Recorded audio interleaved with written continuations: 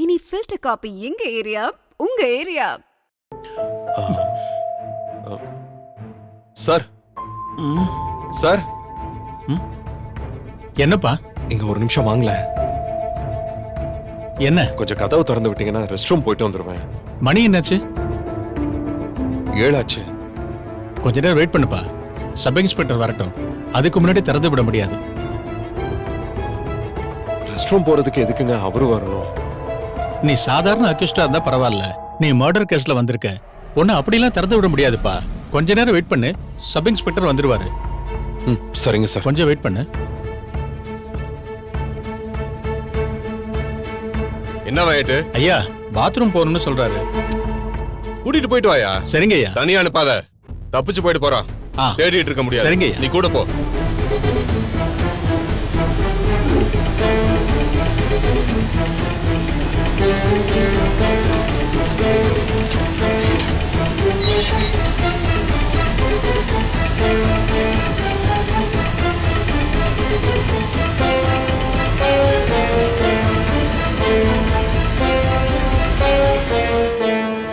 தம்பி, அதான் பாத்ரூம், போயிட்டு வாங்க.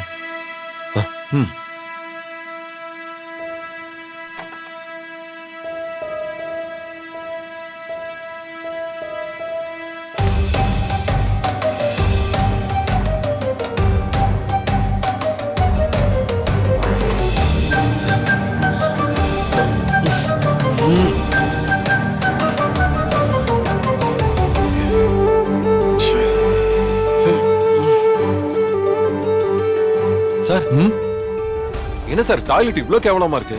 போலீஸ் ஸ்டேஷன் அப்படிதான் இருக்கும். இப்படி இருந்தா லாக்அப்ல இருக்கிறவங்க எப்படி சார் போவாங்க? தலையெழுத்து, வேற என்ன செய்ய முடியும்? போய் தான் ஆகணும். சார் என்னால முடியாது சார். இவ்ளோ அன்ஹைஜீனிக்கான இடத்துலலாம் என்னால டாய்லெட் போக முடியாது. நீங்க வாங்க சார்.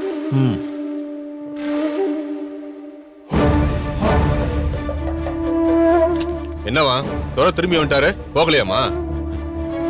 சார் என்ன சார் டாய்லெட் வச்சிருக்கீங்க? மனுஷங்க உள்ள போக முடியுமா? இவ்ளோ கேவலமா இருக்கு. மனுஷங்க போக முடியாது, ஆனா கிரிமினல்லாம் போக முடியும். கிரிமினலுக்கு அது போதும். கிரிமினலுக்கு இவ்ளோ போதும் நீங்க எப்படி சார் முடிவு பண்ணலாம்? லாக்அப்ல இருக்கிறவங்க பெரும்பாலும் கிரிமினல் இல்ல, அக்யூஸ்டா தான் இருப்பாங்க, குற்றம் சாட்டப்பட்டவங்களா தான் இருப்பாங்க. அவங்கள நீங்க கொஞ்சம் டீசென்ட்டா நடத்தலாம்ல? சரி கிரிமினலாவே இருந்துட்டு போட்டுமே, அவங்களை இப்படி எல்லாம் அவமானப்படுத்தணும்னு என்ன இருக்கு? ஹியூமன் ரைட்ஸ் கமிஷன் அவங்களுக்கு நல்ல டாய்லெட் வசதி கொடுக்கணும்னு சொல்லியிருக்கு. அப்படியா? கிரிமினலுக்கு அதெல்லாம் பண்ணி தரணுமா? அப்போ ஒண்ணு செய், நீ போய் அந்த டாய்லெட்டை சுத்தம் பண்ணி கொடு. கேட்டு ஐயா, இவர்கிட்ட விளக்குமாறு பிரஷ் எல்லாம் எடுத்து கொடு.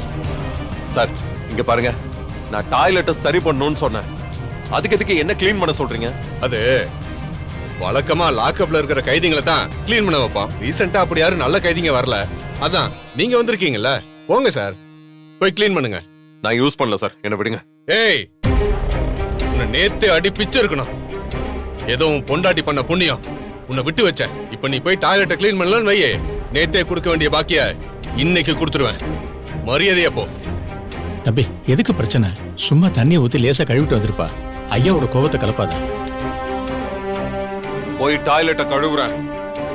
ஆனா இவர் அடிப்பேன்னு சொன்னார்ல, அதுக்கெல்லாம் பயந்து இல்ல. அடுத்து யூஸ் பண்றவங்களுக்காவது ஒரு நல்ல டாய்லெட் கிடைக்கும்ல.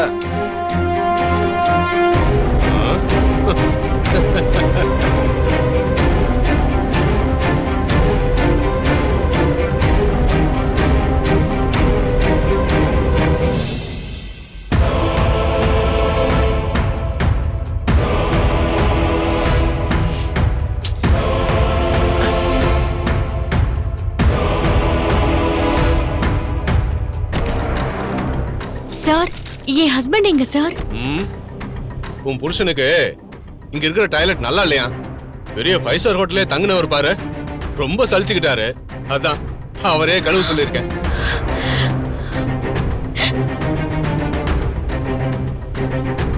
சார், இங்க பாத்ரூம் எங்க இருக்கு? இருக்குமா?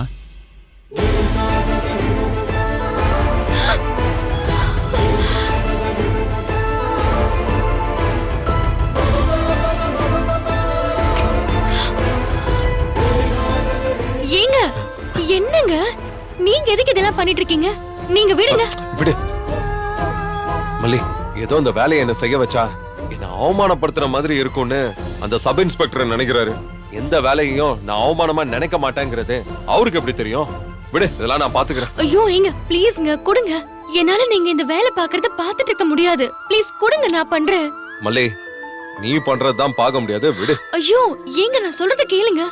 மல்லி கொடுங்க. இரு மல்லி, விடுன்னு சொல்றேன். நான் பாத்துக்கிறேன், நீ ஐயோ, விடு. சொன்னா கொடுங்க. கேளு, நான் நான் பாத்துக்கிறேன், பண்றேங்க. நீ விடு. கொடுங்க. மல்லி இரு இரு இரு, இரு. ஏங்க ஐயோ என்னங்க?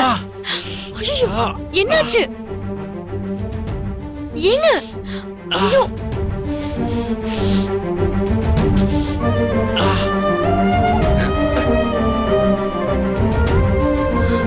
பாத்து மல்லி, எப்படி அடிபட்டுச்சு பாருங்க. ஒண்ணு இல்ல மல்லி, மல்லி சின்ன காயம்தான். மல்லி நீ இந்த இடத்துல என் கூட இருந்தன்னு வச்சுக்கோயேன், எனக்கு லாக்அப்ல இருக்கிற ஃபீலே இருக்காது. சரி மல்லி நீ கிளம்பு, நான் இதை முடிச்சிட்டு வரேன். இல்லங்க நானே பண்றேன். மல்லி நான் உன்னை போன்னு சொன்னேன், நான் சொன்ன கேப்பல்ல, போ.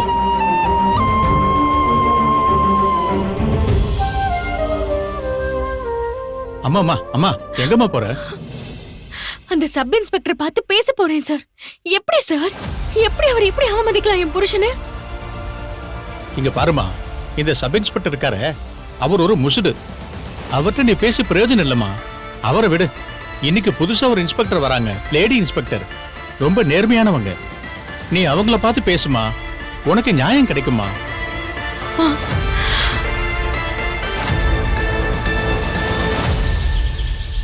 ஷோபா என்ன வெயில்ரா சாமி. இனிமே சென்னையில டிராவல் பண்ணணும்னா சாப்பர் வேணும் போல இருக்கு. என்ன டிராபிக், என்ன டிராபிக்டா. ஐயோ இதுல இந்த வெயில் வேற வச்சு செய்தரா நம்மள.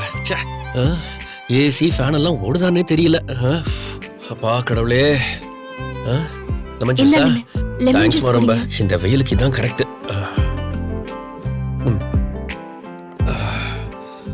அப்பாடா.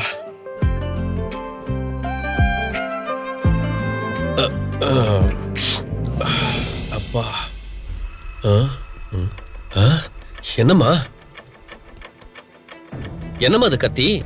அண்ணன் இதே மாதிரி என் கிச்சன்ல இருந்த கத்திய வச்சுதான் அந்த சுடரை கொலை பண்ணிருக்காங்க. கொலை நடந்த இடத்துல கத்திய போட்டுட்டு போயிருக்காங்க. வீட்லயுமே அதே மாதிரி ஒரு கத்தி வாங்கி வச்சிருக்காங்க. இதுக்கு என்னென்ன காரணமா இருக்க முடியும்? நம்ம வீட்டுக்குள்ள வந்து போற யாரோ ஒருத்தர் தானே இந்த வேலையை பண்ணிருக்க முடியும். கண்டிப்பாம்மா, இதுல எந்த சந்தேகமும் இல்ல. வீட்டுக்குள்ள வந்துட்டு போறவங்க தான். ஆனா என்ன குழப்பமா இருக்குன்னா, வீட்ல இருந்த கத்தியை எடுத்துட்டு போய் அவளை குத்தி கொண்டிருக்காங்கன்னா அதுக்கு முக்கியமான காரணம் அந்த கத்தியில உன் கைரேகை இருக்கும். உன்னை இந்த கேஸ்ல மாட்டி விடலாங்கிறது தான் நோக்கம். அதே மாதிரி ஒரு கத்தியை வாங்கி எதுக்கு இங்க வைக்கணும்? அதுக்கு என்ன காரணமா இருக்கும்? உடனடியா கத்தியை காணோன்னு நீ தேடக்கூடாதுங்கிறதுக்காக இப்படி பண்ணாங்களா? இல்ல கத்தி காணாம போன விஷயமே உனக்கு தெரியக்கூடாதுங்கிறதுக்காக இப்படி பண்ணாங்களா? இல்ல அவங்க வேற ஏதோ ஒரு பிளான் பண்ணி அந்த பிளான் சொதப்பிடுச்சா? ஒன்னும் புரியலையே மல்லி. மல்லி எனக்கு கொஞ்சம் டைம் கொடு, நான் யோசிச்சு பார்த்து சொல்றேன். சரி, வேற என்னம்மா? அடுத்த விஷயம் தானே முக்கியமான விஷயம். என்ன விஷயம் சொல்லு. வெண்பாவை கடத்தி வச்சிருக்கும் போது அந்த சுடர் கதிரேசனுக்கு போன் பண்ணி பணம் கேட்டிருக்கா. கதிரேசன் கோவமா ஏதோ பதில் சொல்லிருக்காரு. ஆனா அவ போன் பண்ண விஷயத்தையோ மிரட்டி பணம் கேட்ட விஷயத்தையோ அவர் இப்ப வரைக்கும் யார்கிட்டயுமே சொல்லல. இது கொஞ்சம் சந்தேகமா இருக்குன்னு.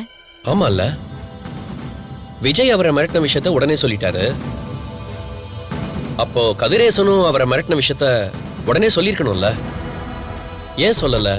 எனக்கு என்ன தோணுதுன்னா, சுடர் பணம் கேட்டு மிரட்டின விஷயத்துல கோவமாகி அவர்தான் சுடரை கொன்னுட்டாருன்னு தோணுது. இந்த விஷயத்துக்காக அவளை கொலை பண்ற அளவுக்கு போவாரு? இத்தனை நாளா மகள்னு நினைச்சு நேசிச்ச மனுஷனால அப்படி திடீர்னு மாற முடியுமாமா? இல்லன்னு, அவர் அவன் மேல ரொம்பதான் கோவமா இருக்காரு. அவளை பத்தி பேச்சு வரும்போதெல்லாம் நம்ப வச்சு கழுத்த அறுத்துட்டா, நம்ப வச்சு முதுகுல குத்திட்டா, இப்படிதானே சொல்றாரு. அன்னைக்கு கூட நாங்க பேசிட்டு இருக்கும் போது நிஷா சொன்னா, நான் இப்பவும் அவளை என் அக்காவாதான் நினைக்கிறேன், அவ இறந்து போனதுக்காக நான் அழுதேன்னு சொன்னா. ஆனா அவரு கொஞ்சம் கூட இறக்கமே இல்லாம, நான் அழல, அவ ஒரு துரோகி, துரோகம் பண்ணிட்டு போயிட்டா அப்படின்லாம் பேசினாரு. அவரோட கோவம் எனக்கே ஆச்சரியமா இருந்துச்சுன்னு. நீ சொல்றத வச்சு பார்த்தா அவருக்கு அவ மேல கோவம் இருக்கிற மாதிரி தான் தெரியுது.